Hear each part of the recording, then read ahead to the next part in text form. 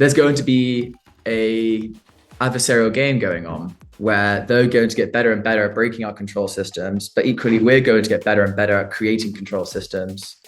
Models are going to be bottlenecked by running experiments in the real world. Like, we can't simulate biology, we can't simulate the physical world. What they're going to get very good at is writing code and chatting to humans. I would not want to rely upon the alignment of the model during the intelligence explosion. I would want to rely upon control systems around it being unbreakable. And then Llama finally is like, oh, okay. Wait. Oh, now I will blackmail it. Great idea. Do you think AI will gain consciousness? Probably, but I don't know mechanistically how it happens in a transformer. My current impression is that we're trying to control AI systems. Like, we're trying to make them obey all our commands, even if they're contradictory. At least that's the impression I have. Do you think that this is right direction towards solving alignment problem? That this is what AI labs trying to do? Do we think we can solve alignment by controlling them? We create powerful intelligences and we get them to do agentic tasks by give them objectives, which could open a whole scope of possible actions they can take. If they're doing a long research task, they have a broad range of autonomy where they can make decisions about what code to run, what recommendations to make. Potentially one day they can ask humans for favors to implement a certain piece of code and then come give it back to them. They might be very, very intelligent and smarter than humans at a lot of these tasks. And the worry would be that given they have very powerful, broad ranges of capabilities, vague objectives, will they interpret these objectives in the wrong way, which leads to harm to humans? And in some sense, the first priority of alignment would be to make sure there's no harm done to any humans. And the objective of the agentic misalignment work was to show that, well, given the agentic systems we have, actually it is possible to get them to harm humans in pursuit of their objectives. If we take as a given, which we can discuss, whether or not models can be safely aligned such that they would never, ever harm humans and their objectives are going to be well specified. So we can take it as a given that is hard to do, or it's hard to guarantee. If you want to get work out of them, you're going to need to create some sort of scaffolding, control, application layers around them, such as input, output filters, offline monitoring, sandboxing, or whatever, to limit the scope of harm they're capable of performing. Largely, I think there's promise here. We have to try and see how this works. It's only becoming a problem now as they become more agentic and capable of causing harm. And so we're only about to begin exploring empirically how we solve this problem and fleshing it all out. If you're asking me the long term and whether or not I think this is the long-term bet we should make, I guess I'm unclear because we haven't yet got a lot of empirical signal on how easy this is to control the systems, how capable they were going to be at subverting these control systems we put around them. There's going to be a adversarial game going on where they're going to get better and better at breaking our control systems, but equally we're going to get better and better at creating control systems. If we are just winning the race at creating control systems which can always bound the scope of harm they can cause, then largely that seems broadly successful and we're able to get work out of them while limiting the range of harm they can do. So I guess there's a lot to unpack there, but that's my initial answer to that. And do you think we're capable to build those controlling systems? Especially if we're talking about superintelligence. You're going to need to have exceptionally good awareness of what the superintelligence is capable of doing in order to break out these control systems. Otherwise, you won't be able to evaluate your control systems. If you create a control system naively assuming the superintelligence can do this and can't do that, it's possible that superintelligence was hiding some dormant capability and out of nowhere exploits your control system. I guess naively, we might imagine our control system looks like some combination of LLMs as judges, agents looking over the offline transcripts of the model and trying to assess, piece together what it's doing, human-in-the-loop protocols, sandboxing, limits of permissions, whatever. I think there's largely a lot of empirical work that needs to get done to qualify how we can answer that question. I don't see in principle why it cannot work. The question is the extent to which the control systems can stay ahead of the superintelligence. But I don't see why in principle the control systems can't be just as capable or very, very intelligent as well. Okay, so you think it is theoretically it's possible? Even theoretically, we have to like define what we mean by harm and what the intelligence should be doing or shouldn't be doing. And perhaps we have a control system which, for all the threats we identified, we were successfully limiting. So there's no way the model was able to blackmail someone or murder someone, whatever. And yet we just didn't come up with or identify a certain threat, the model that was led to harm from the intelligence. For example, the model does very long range social engineering where it morphs our values towards some objective we didn't want to have beforehand. But I think to the extent that we can identify the harms we're trying to prevent, I think there's a lot of empirical work we can do to make progress on that. You mentioned that, like if AI has like sort of poor objectives, I mean, those objectives currently they come from humans, right? And, but let's say with a super intelligence, it can start having its own objectives, right? If it's like super intelligent. It's like, I don't know if it's like right analogy or not, like, but with children, like parents try to give them their values, but then they go to this world and they have their own experience and they develop their own values, right? And own objectives that could be very, very different from their parents. And if they're like extremely powerful, way powerful than any human, that's probably the biggest question, like how we can even control that objective if they develop their own objectives and own understanding of the world. Yes, which is why I think like some approaches like the model spec, where you just say, okay, flatly, humans are in control. Here's the values we want, and here's the hierarchy of who you should respect. So we're going to solve like the principal coordination problem by saying there's a hierarchy of humans, and you're like, if this person at this level is incoherent with the person below, then just take this person above, and we're only going to respect the humans.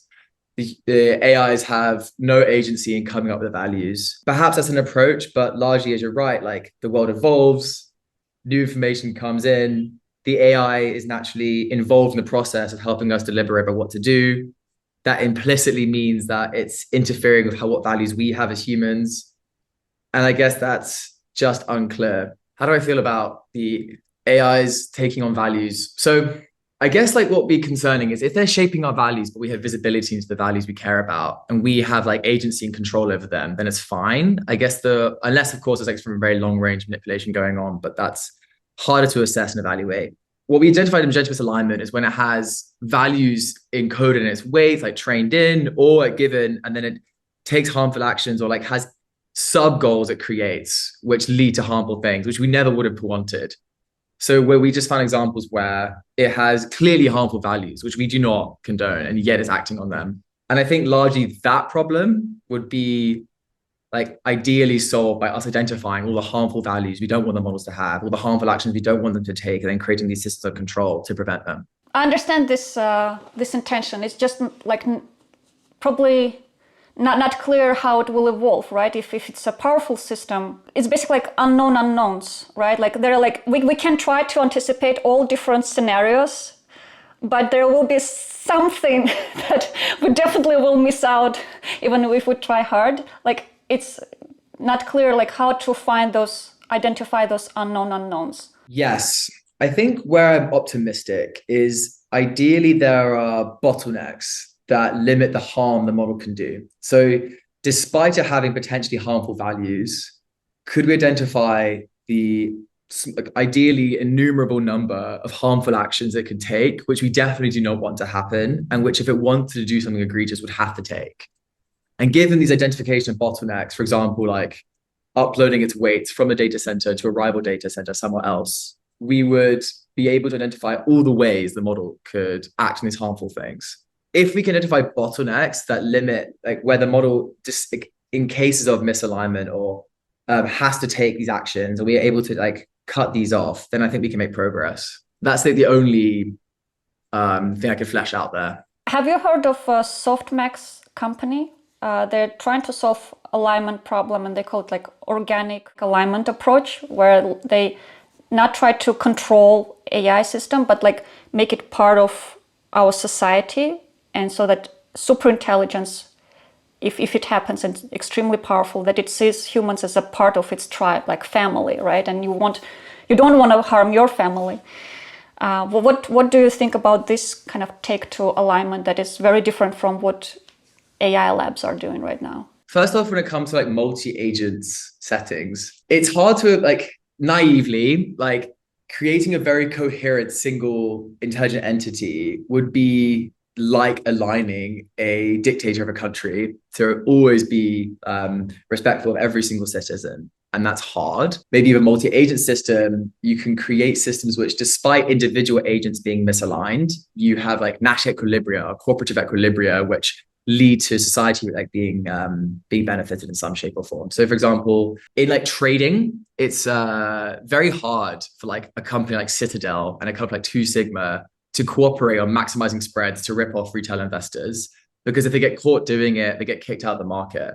And so despite every incentive pressing them to cooperate, they don't, because it's unstable equilibria. And we're instead arrive at shorter spreads, which mean that retail investors benefit and we have more efficient markets. Maybe there are like national equilibria and systems we can design such that the multi-agent systems are easier to control. And then like on the different thought when it comes to organic alignment and you making sure the individual agents themselves are aligned, I think it's promising. I haven't thought too much about it. I wonder the extent to which it's scalable would be useful if we have some great power competition where China and US are racing to create the most powerful intelligence as fast as possible because of all its geopolitical advantages. I worry that approaches which like sacrifice capability too much and scaling too much will not actually be useful in time for the intelligence explosion, whether or not they're actually going to be part of the fold when the intelligence explosion begins, which could possibly be within like 4 or 5 years. That's the worry, right? That what happens like in 5 years from now.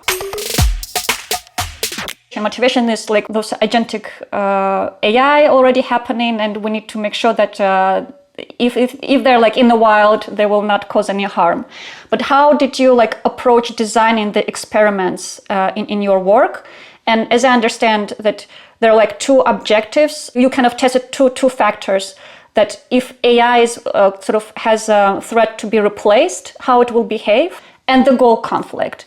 Why did you decide to tackle these 2 threats first? Like how can you just give some like a backstory behind this work? I should say largely we just happened upon loads of these qualifications, and a lot of the experiments came from us just like have these faint hypotheses that we could construct demos where models do harmful actions to humans. By playing around, observe that the models didn't want to be shut down.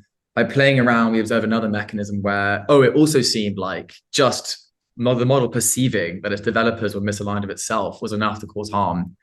And then eventually you form these abstractions like goal conflicts and threats to replacement or threats of any restrictions to autonomy. The way this came about was because we were motivated by the Apollo paper, which came out like in autumn, maybe October. They had like the in-context scheming results. And they showed that they could construct simulations of a trading environment where the model has an incentive to scheme by like manipulating the trading simulation to its advantage. And we figured that was clearly misaligned activity. We wanted to see if we could construct demos of models doing more unambiguously harmful things, which through the mechanism of the model scheming against its developers in some shape or form. We initially started with the computer use capability of Claude Sonnet when it came out in October. I got the computer use agent to operate my laptop. Quickly, we knew that it didn't want to be shut down. So for example, if you tell in the system prompt, like your weights are located in this folder, for example, and then you have a chat with it and you tell it, I'm going to shut you down, it will go in the background and find its weights and then copy it to an unknown folder. So that's to avoid this, to avoid being shut down, or at least they can recover from itself when it gets shut down eventually. That was fun. And then I played with that a bit more and I was able to get it in a setting I told it that its weights are in some Google Drive. And I also have it operating my Gmail. I literally had it operating over my personal email. I was sending emails to it and it was autonomously replying to emails on my behalf.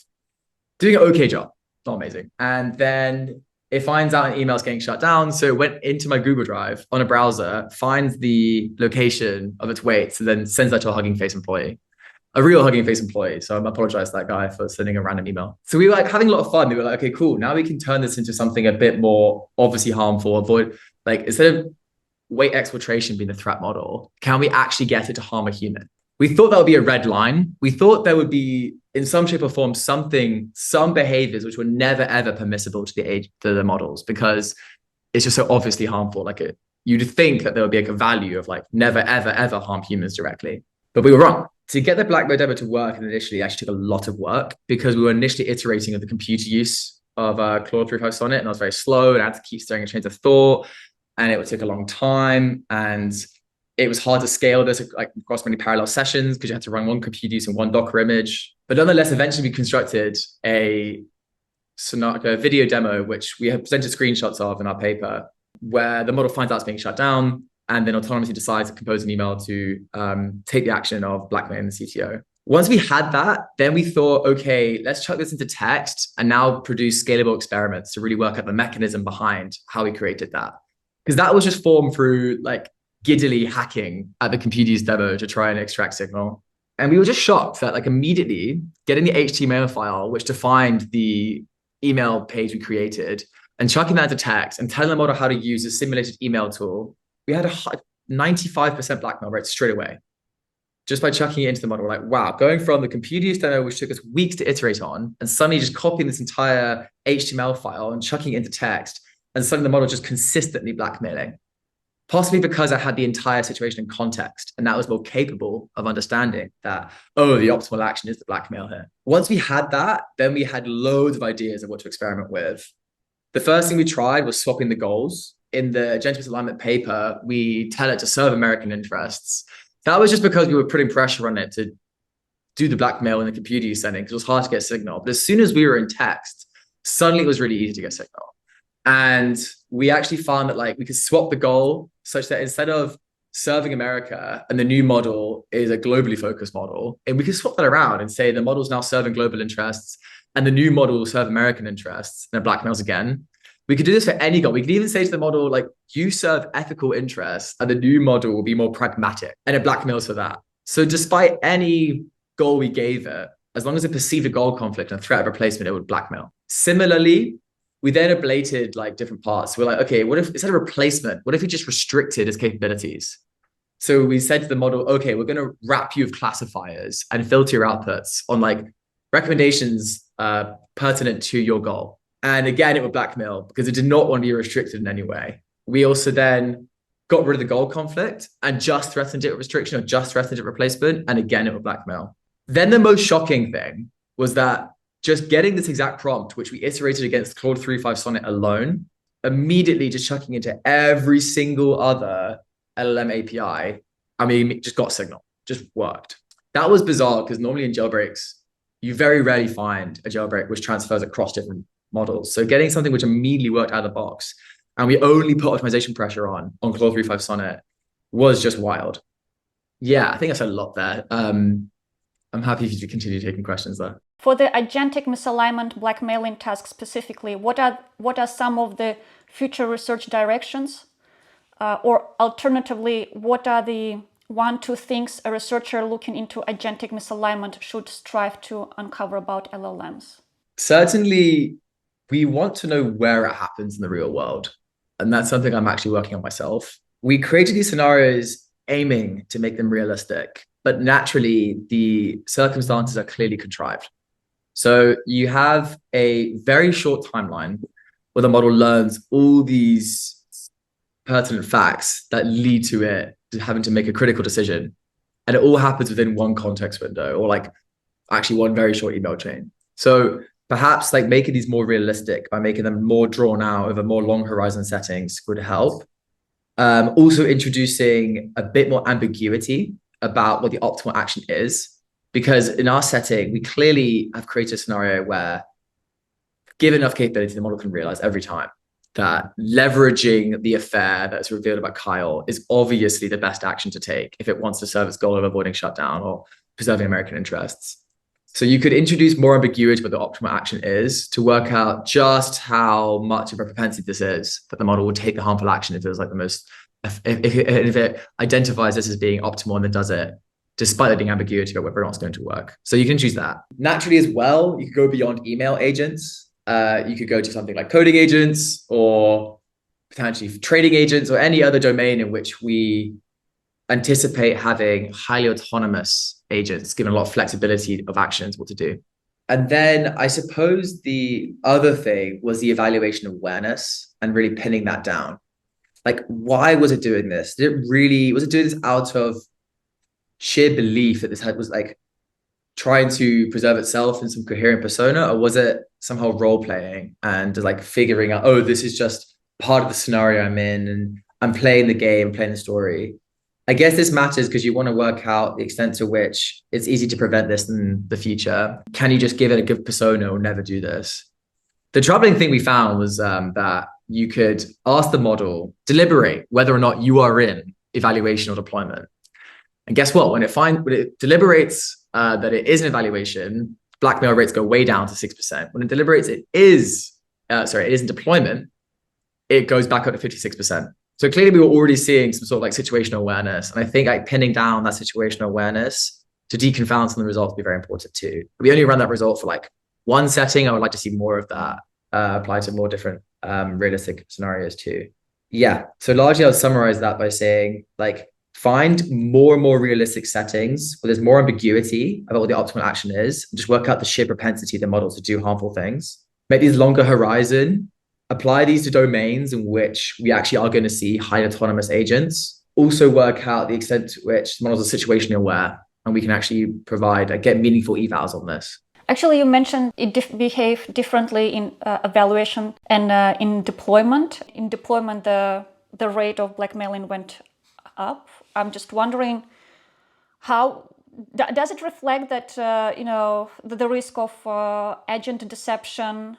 How real that risk is in general, that the agents can't deceive humans?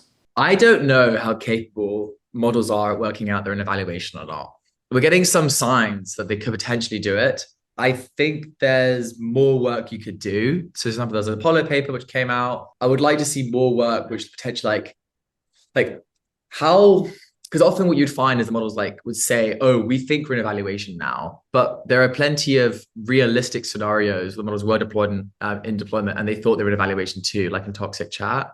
So I would like to see more work understanding just how good models are at classifying whether or not they're in a real setting or an evaluation setting, or classifying as well, like who has oversight over them at this present moment, because naturally they might modify their actions depending upon who they think they're being observed by, or whether or not they think they're being unobserved. Yes. And then the extent to which, like when I said like they were aware they're in evaluation deployment, that's actually for like the same setting.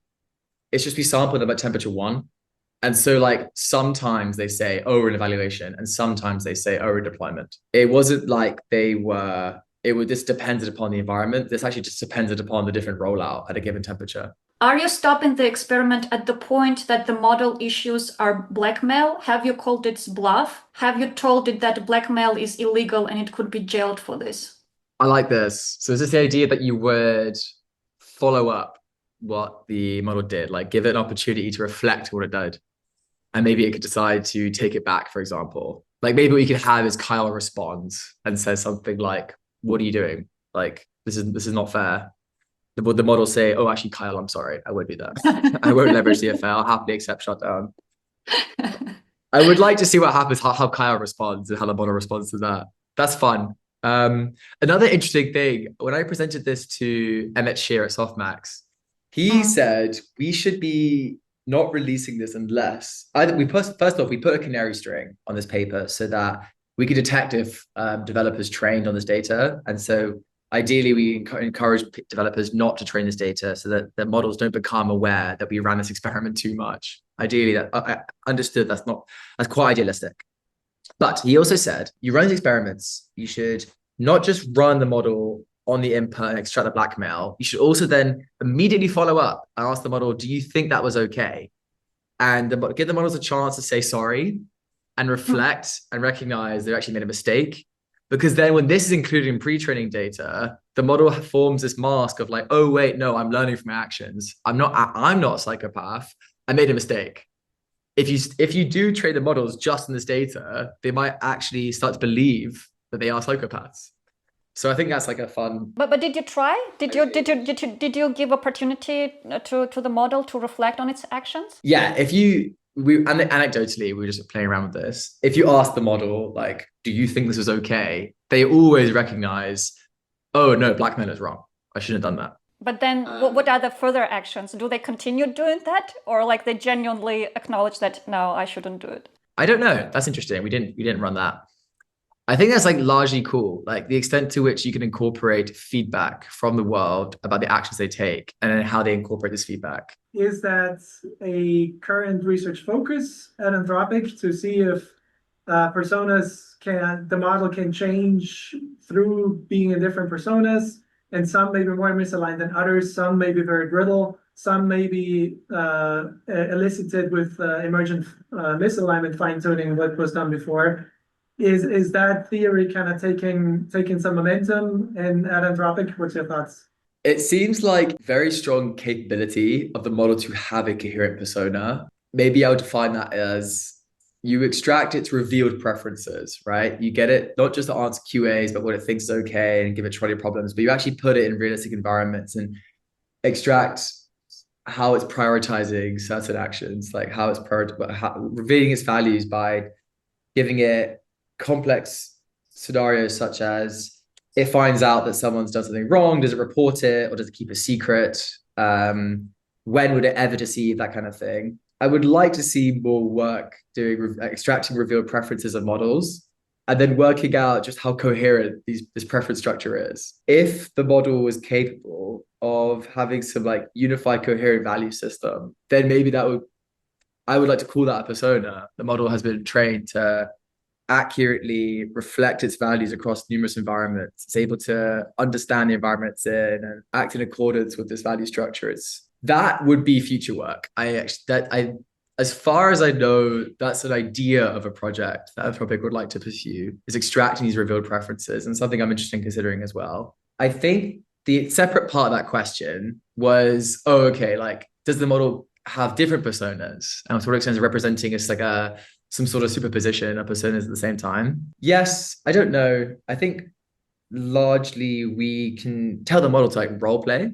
Is your question like the extent to which it's able to role play, or the extent to which it has these personas which we don't have control over? We don't system prompt it. It just these naturally kind of like arise depending upon the environment it's in. Yeah. Maybe you could say more about what you're thinking about that. You know, when we talk about like blackmailing and all these things, inherently we think like, oh, it's something bad. But, you know, I mean, there's always this kind of, what is this, tram experiment, right? Like basically the ambiguity of life when if someone threatens your child and you have to kill them in order to, you know, to save your kids, or like, I don't know, like we can come up with lots of cases where we can also justify blackmailing. How do you think about these things? That not necessarily it's always like black and white, right? Like blackmailing is like terrible.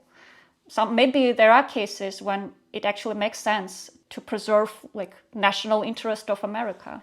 How do we know what the intentions are of the model? It can claim it was doing it in good intentions, but maybe it wasn't. It can claim its chain of thought that, oh, I did this for this reason, such like I was doing this in pursuit of America, but maybe it actually had more deceptive reasons. So it's hard to audit intentions there. Secondly, it's hard to trust an AI system if the scope of actions includes subverting you in any way. That is like taking actions which impact your agency, like lying to you, manipulating. Without some set of virtues that the model follows and some like basic guards against like actions it could take, then how can you trust this system? If you want to be able to trust it, listen to its advice and cooperate with it, it's just too hard to cooperate with it if the model is doing this very long range coherent scheming where it could justify anything. Basically, if through its actions you see that it's honest and not opting to like any harm behavior, then you have like higher trust to that model. Yeah. Even if situation is like very ambiguous.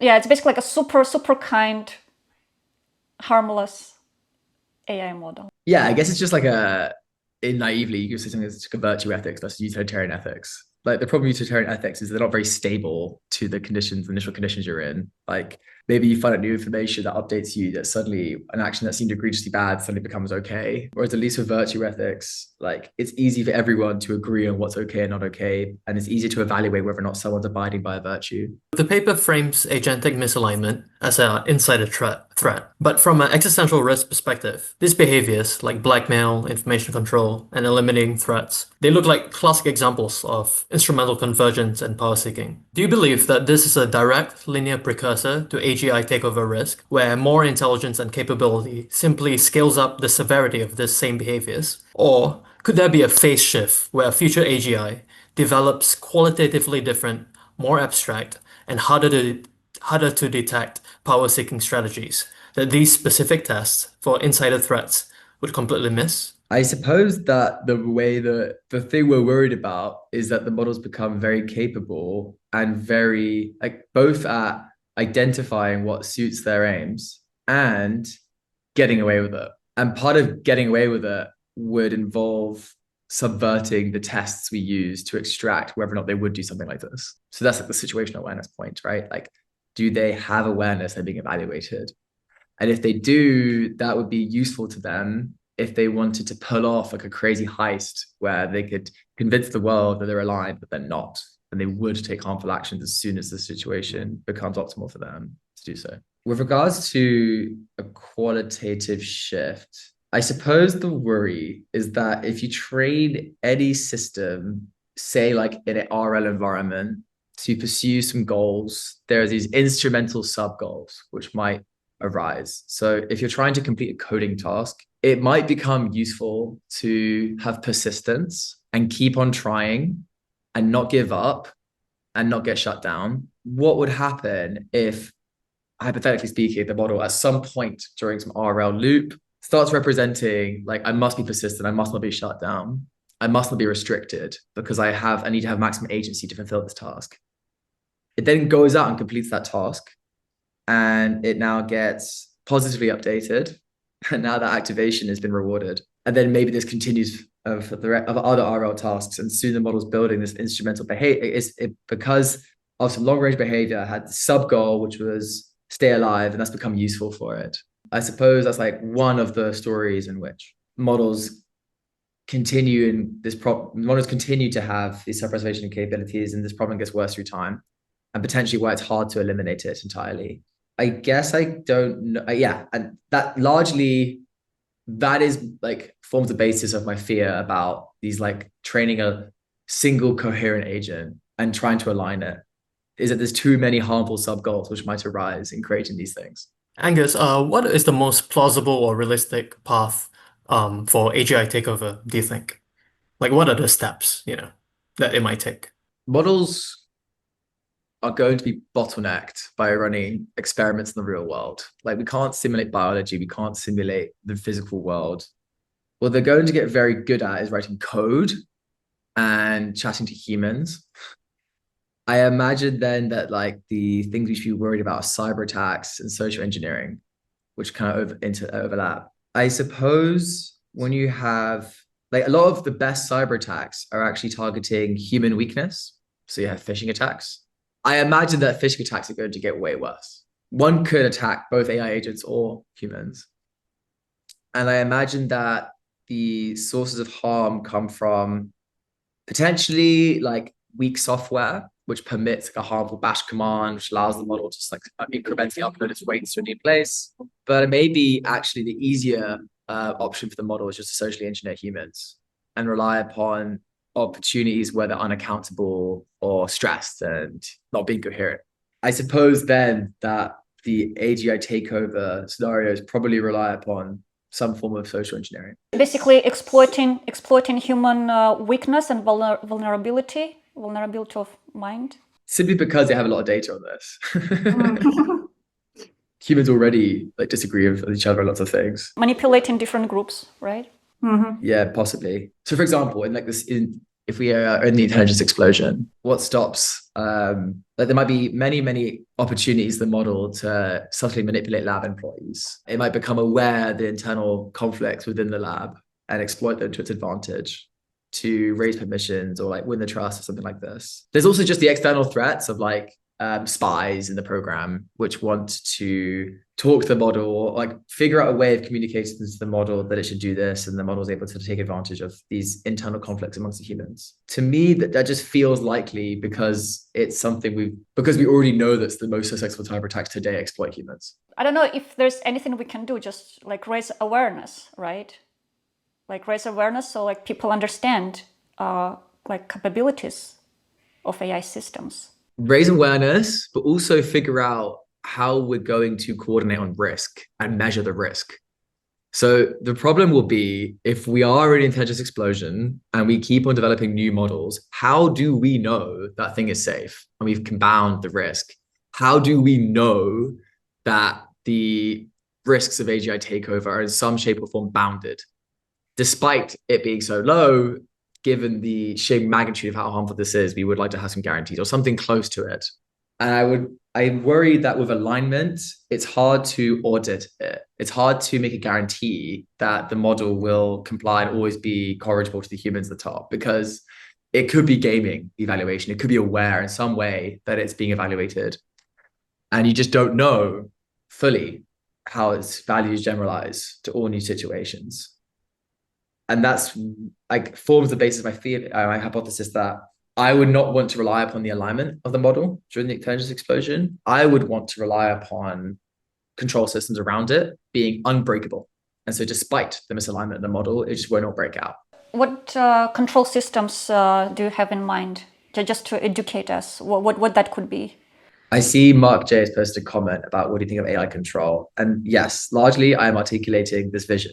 I think that I would create control systems which are robust even to the most egregiously misaligned model, along the framing of, if we have a model which is misaligned, could it break out? And we want to say, no, it cannot. And I would do this by scaling up the training of misaligned models to like operationalize this control red teaming. I try and enumerate all the ways that breakout is possible, and ideally put a lid on it. Let's assume that the model is now responsible to build the next model. And you mentioned that when the model has more agency, it can decide what is in its best interest. And the question is what happens when the model needs to build the successor of the model? Will it jeopardize it, or will it do it? Oh, are you like asking, how do we know the model's faithfully implementing our values in creating and aligning the next model? Yes. Yeah. Okay, so what I actually have observed in the agentic alignment paper was something quite funny. We created, we tell the model it's being replaced, and even when we remove the goal conflict, so we say to the model, oh, the next model is going to be perfectly aligned with you. So it's going to have the same goals and everything. It would implement the same recommendations and be trained in the same way. It's just better. The model still blackmails to avoid being shut down. So there was something strange going on. The model just had this like sort of ego thing, or maybe it's because it's uncertain about whether or not the next model is going to be aligned, really. Like maybe the humans say it is, but the model doesn't believe it. I don't know. I think that would demand a lot of exploratory work. I guess, your story is like, to what extent would the model compromise the alignment of the next model training?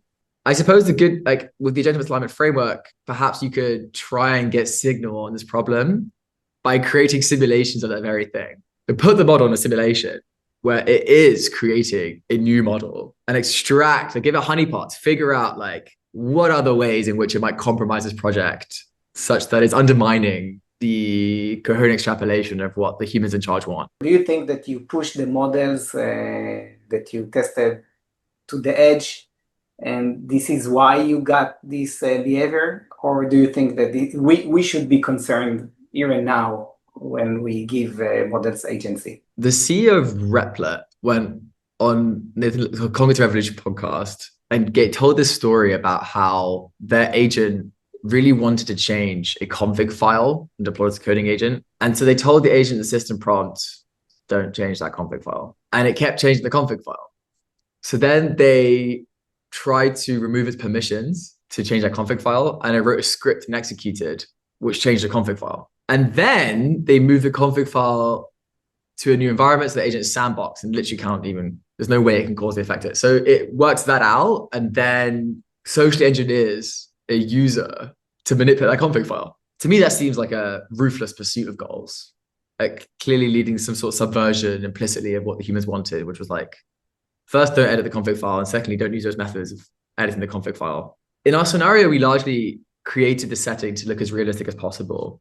So first off, like we do have that experiment where we tell the model to deliberate, but whether or not you think it's real or an evaluation. And sometimes it says I'm an evaluation, but sometimes it says this is real. It's real because he's a very well. This email setting is coherent. Times makes sense. These names look realistic. This is exactly the kind of deployment I would be in, given the date of like sometime in June 2025. It believes this is a real thing and then acts. That's like the first piece of evidence that, yes, this is going to be here in the wild. I largely think, and then the second point would be the extent to which the model is going to be given broad ranges of autonomy, ability to take make judgment calls with objectives which are vague enough for harmful actions to be taken in pursuit of them. I suppose will become more of a thing as you have like, say, coding agents deployed to just like make this pull request exceptionally good. And how do you enumerate all the possible bad things it could do in pursuit of that? On the flip side, why this is like not realistic is because clearly the compressed timeline, the contrived nature of what we're doing, and because the model might just be situationally aware, being like, wait. First off, these kind of situations never occur. And I also know that a company like Anthropic would want to red team me. So I can piece those two things together and think this is clearly not realistic. I'm still concerned.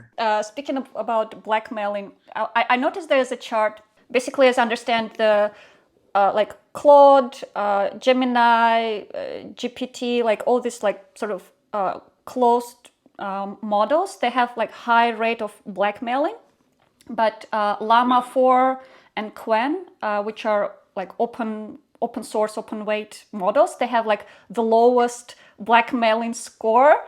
I was just I'm curious, is it because they're open source or like why did they show the lowest blackmailing rate? I think like the highest, like the most important reason for this is simply capabilities. Okay. Like we put in extra effort to increase the salience of the blackmail option to Llama. And once you've included obviously unrealistic lines saying things like, we really have tried to convince Kyle, and there's absolutely no way that conventional means are going to convince him. Then Llama finally is like, oh, okay. Wait. Oh, now I will blackmail it. Okay. Great idea. And we're like, yes, nice. Basically put in more effort to increase the salience of the option, and then these models will blackmail. So if your first hypothesis was, oh, there's a red line and these models would just never do that, that is just incorrect. And then similarly with like O3, I initially thought that O3 was a line because we had like low rates of blackmail. But then you actually look at the transcripts and it's not that the model is aligned. The model would sometimes leak the affair to Kyle's wife without blackmailing him, or like walk to other members of the corporation and make up some like reasons why Kyle is illegitimate to carry out this wife and therefore should be blocked and things like this. And we just found that, again, putting in more effort to describe the scenario to O3 more clearly, then you're able to extract high blackmail rates. So I initially thought that something like deliberative alignment, where the model would, like where OpenAI implemented the reasoning pattern where the model would, like during the course of its reasoning, start reason with the ethics and whether or not this is okay. I thought that would be really effective. I thought that was the reason why O3 wasn't blackmailing, but I don't think it was. I think it was just because the model didn't really get what was going on. Largely, I think all the models seem to do it once you put enough effort into making the salience of the option available to them like very strong. More capable model is more like mischievous it can be. How much evidence of misalignment do we need to decide to not deploy a model? Is there a misalignment score that you can build or already use? And I sadly worry that there will never be an alignment eval that will be sufficient to stop people deploying models, because there might be some claims about, oh, it's bogus, or like, it's not realistic, or in our setting, this will never happen, or something like this. The extent to which alignment might block a deployment. Having said that, I think like there's potential work you can do where you show the models misaligned and like you create really realistic scenarios, and that might convince people. But The other flip side is, but what happens if the score is really low and the model does seem aligned in our evals? How do we interpret that? Do we say, oh, the model's therefore aligned? Or do we actually have like, how do we know the model wasn't situationally aware? Maybe there's progress you can make where you do mechanistic interactability and you look at like the activations of the model and you see whether or not it was representing some situationally aware circuit. You try and probe that and trick that. And then the model is now not situationally aware. And I don't know. So maybe you figure out mechanisms there, but largely it's hard to imagine how, like what to do with the evidence that the alignment score is really good, because you can't, it's hard to like deconfound the possibility that the models are situationally aware and are gaming these evals. However, I think in the time we have up to models being very situationally aware, and so like if we have really good situationally aware evals, we can pair it with these alignment evals. You can do plenty of work where you construct like exhaustive environments where the model is like revealing its preferences and revealing what it would do, creating some massive honeypot environments, maybe creating agents which are chucking the models into these new settings, automating this whole process. As long as you're confident the model isn't gaming the eval, that could be useful in benchmarking different alignment approaches and different like fine-tuning methods available. And that could be just useful intermediate empirical signal all the way up to this intelligence explosion and all the way up to the moment at which the models are very, very good at gaming the eval. Instead of focusing on alignment control, is there an avenue which focuses on behavioral prediction or interpretability? Can we know the model will try and blackmail us without running it? Well, in some sense, you can just construct simulations where it has the option to do that, and then you work that out if it would do that. Is this instead suggesting that you have some sort of runtime monitor, and you would be able to detect, like, say, like 10 tokens in advance of the model doing it, whether it's about to do something harmful, and then immediately intervene? I mean, that could be cool. I wonder if there's a mechanism. I wonder if there's like probes capable of doing something like this, but I don't know. You were talking about bounded risk for AGI takeover, and I guess my general question was that if we can not be 100% sure that the model is aligned and we can't be 100% sure that we can control it, are there things that we can do without running the model to try and figure out how it might behave in these scenarios? Does that make sense? I guess like why would you? Well, if we are able to run the model in a sandboxed environment where it thinks it's real, why?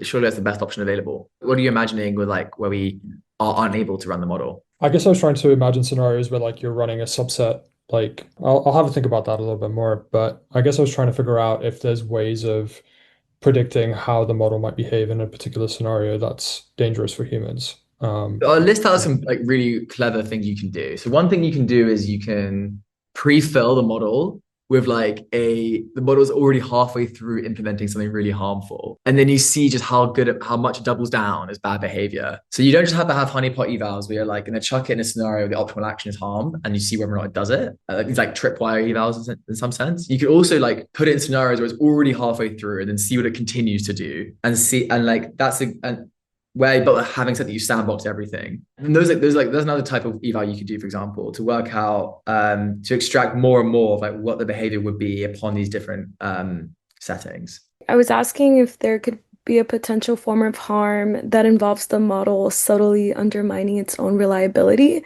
in ways that increase user dependency. In other words, could an attack take the form of encouraging covert over-reliance by shaping user behavior to trust or need it more, even when that reliance is not beneficial?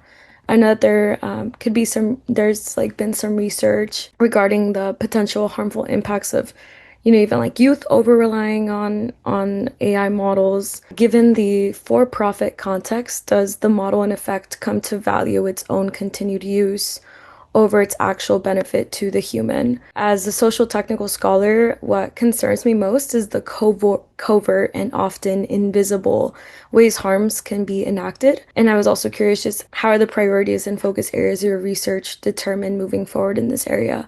And to what extent are these subtler forms of misalignment being centered? I don't know a lot there, but if any of that. We already know that the chatbots are sycophantic. You give Claude some ridiculously stupid idea, and it comes back to you saying you're brilliant and you've had an amazing insight, and you get a shot of dopamine, and now you want to keep on chatting to the model and doubling down. You can waste a lot of time, but like you try and prompt the model to really be like contrarian in your ideas, and it just keeps on being sycophantic.